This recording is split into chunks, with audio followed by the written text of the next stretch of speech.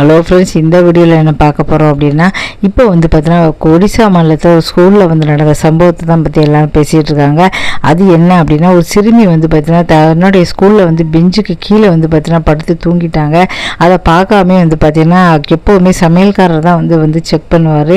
அன்றைக்கி வந்து பார்த்தீங்கன்னா அவர் வராது அப்படின்னால 7ஆம் கிளாஸ் பிள்ளைகள் வந்து பார்த்துட்டு அங்கேருந்து வந்து ஐயோ யாரும் இல்லை அப்படின்னு சொல்லிட்டு வந்து பார்த்தீங்கன்னா கதவை பூட்டிகிட்டு வந்து போயிடுறாங்க. கண்ணு முழிச்சு கீழே வந்து இந்த சிறுமி வந்து பெஞ்சுக்கு கீழே வந்து படுத்து தூங்கினதால கண்ணு முடிச்சு பார்க்குறா, யாருமே இல்லை. அதுக்கப்புறம் ஜன்னலில் எட்டி பார்ப்போம் சொல்லி ஜன்னலில் வந்து தலையை உள்ளே விட்டு எட்டி பார்க்குறா. அப்போ தான் அதை வந்து பார்த்தீங்கன்னா ஜன்னலில் வந்து தலை மாட்டிடுச்சு. அந்த தலையை அவரால் எடுக்கவே முடியல.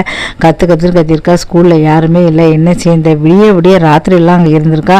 இதில் வந்து அவங்க அம்மா அப்பா அதுக்கப்புறம் காலையில் தான் வந்து தெரியிருக்கா. ரொம்ப ஆச்சரியமான ஒரு விஷயம். அம்மா அப்பா வந்து அன்றைக்கி வந்து ஸ்கூல்லேருந்து என் பிள்ளை வரல அப்படின்னு சொல்லிட்டு வந்து பார்த்தீங்கன்னா என்ன ஆச்சு அப்படின்னு சொல்லி வந்து தேடி இருக்கலாம். தேடி வந்து பார்த்தீங்கன்னா கண்டிப்பாக வந்து பார்த்தா ஜன்னலில் மாட்டினவங்கள தப்பிச்சிருக்கலாம். ஆனால் விடிய தலை மாட்டினதால அந்த சிறுமி வந்து அப்படியே வந்து இருந்து அழுதுருக்கா. யாருமே உதைக்கல. அப்புறம் காலையில் வந்ததுக்கப்புறம் தான் வந்து பார்த்துருக்காங்க. உடனே தீயணைப்புக்கு சொல்லி அதுக்கப்புறம் அந்த சிறுமியை வந்து காப்பாற்றிருக்காங்க. இது யார் செஞ்சு ஏன்னா இப்படி ஒரு அலட்சியமா அப்படின்னு சொல்லிட்டு எல்லாருமே தேடியிருக்காங்க.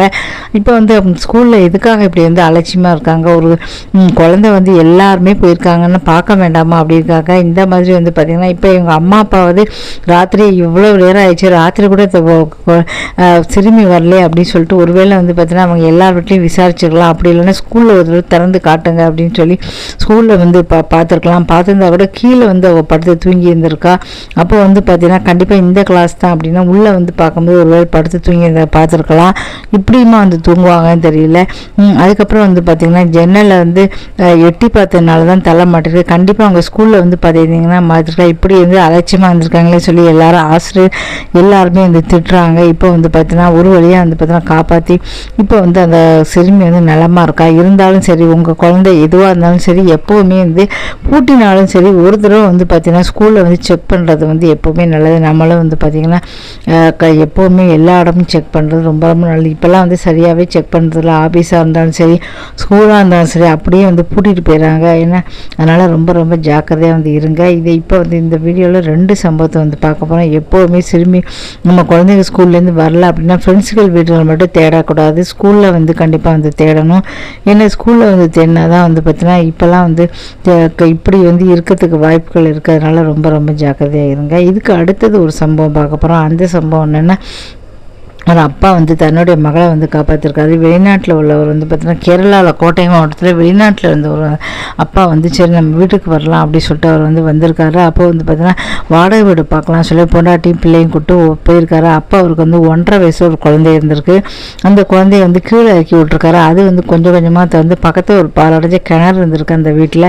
அதுக்குள்ளே வந்து எட்டி பார்த்து அதுக்குள்ளே விழுந்துருச்சு. அவனுக்கு எட்டி பார்த்தவர் உடனே அவங்க அப்பா ஐயோ அந்த குழந்தை அடுத்த செகண்டே என்ன செஞ்சார், அங்கே தண்ணி இருந்து குழந்தை என்ன ஆயிருமெண்டு உடனே தான் குதிச்சு அந்த குழந்தைய வந்து பிடிச்சி வந்து வச்சுருக்காரு. அதனால் அந்த உயிர் வந்து பாதுகாக்கப்பட்டு உடனே வந்து இடுப்பில் வச்சுக்கிட்டாரு. ஆனால் பாலடைஞ்ச இதனால மேலே ஏறி சின்னதாக இருக்குது அப்படின்னால உடனடியாக வந்து வந்து ஏணி எடுத்து வந்து போட்டு தீர்ணிப்பத்தை வந்து அவங்க 2 பேருமே வந்து காப்பாற்றிட்டாங்க. இருந்தாலும் சரி அவள் அப்பா மட்டும் வந்து பார்த்தீங்கன்னா இல்லைன்னா இந்த தண்ணிக்குள்ளே டக்குன்னு வந்து குதித்து இங்கே வந்து காப்பாற்ற உடனடியாக வந்து எதுவுமே யோசிக்கல. அது மாதிரி தாய் மட்டுமே வந்து கிடையாது, ஒரு தந்தையும் வந்து பார்த்தீங்கன்னா அந்த குழந்தை மேலே இவ்வளோ பாசமாக இருக்காங்க. தந்தைக்கு இந்த பங்கு உண்டு அப்படின்னு சொல்ல நிரூபிக்கிற மாதிரி பிள்ளை வந்துருச்சு அப்படின்னா உடனடியாக அவர் வந்து பார்த்தீங்கன்னா கொஞ்சம் கூட யோசிக்கல. அடுத்த சண்டே அவர் வந்து குளிச்சிட்டாரு. ஏன்னா வந்து காப்பாற்றுறதுக்கு வரவங்க எவ்வளோ நேரம் ஆக்குவாங்களோ தெரியல அப்படி சொல்லி உடனே குளிச்சிட்டாரு. அந்த இடத்துல வந்து பார்த்தீங்கன்னா அவர் வந்து குளிச்சதுனால அந்த குழந்தைய வந்து உடனே எடுத்து கையில் தூக்கி அப்படியே தான் இடுப்பில் வச்சு வந்து காப்பாற்றிட்டாரு. இதனால் வந்து பார்த்திங்கன்னா உயிருக்கு எந்த ஆபத்தும் இல்லை. இப்படி வந்து தந்தை மட்டும் இல்லை, இப்போலாம் வந்து பார்த்திங்கன்னா தந்தைன்னு வந்து பார்த்திங்கன்னா குழந்தை மேலே பாசம் இருப்பார் அப்படின்னு நிரூபிச்சிருக்காங்க. இப்போ இந்த எல்லாருமே பார்த்துட்டு ஆச்சரியப்படுறாங்க. இந்த வீடியோ பிடிச்சா மறக்காம சேனலை சப்ஸ்கிரைப் பண்ண. நன்றி, வணக்கம்.